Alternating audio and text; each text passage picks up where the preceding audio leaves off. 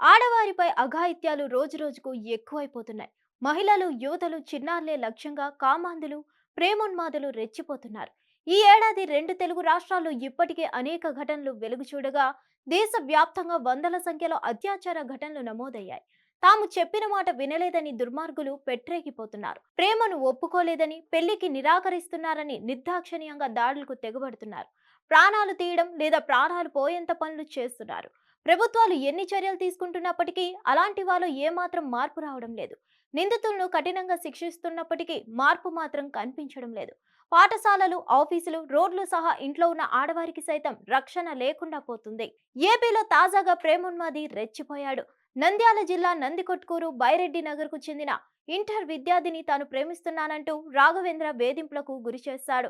అయితే యువతి అతని ప్రేమను అంగీకరించకపోవడంతో లహరిపై పెట్రోల్ పోసి నిప్పంటించాడు.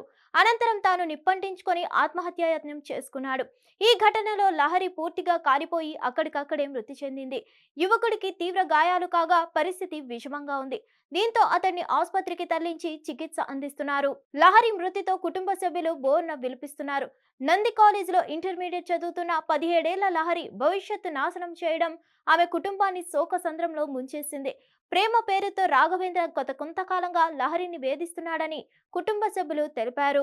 ఈ ఘటనపై నందికొట్కూరు పోలీసులు కేసు నమోదు చేసి దర్యాప్తు చేస్తున్నారు.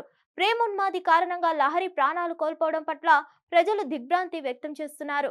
మహిళల భద్రతపై మరింత చర్యలు తీసుకోవాలని ప్రజా సంఘాలు డిమాండ్ చేస్తున్నాయి.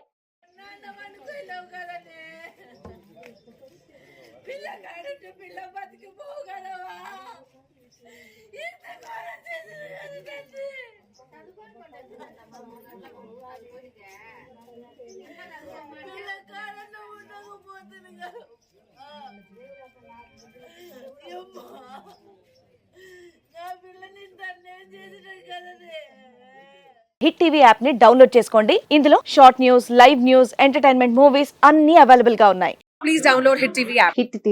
హిట్ టీవీ యాప్ని ఫ్రీగా డౌన్లోడ్ చేసుకోండి.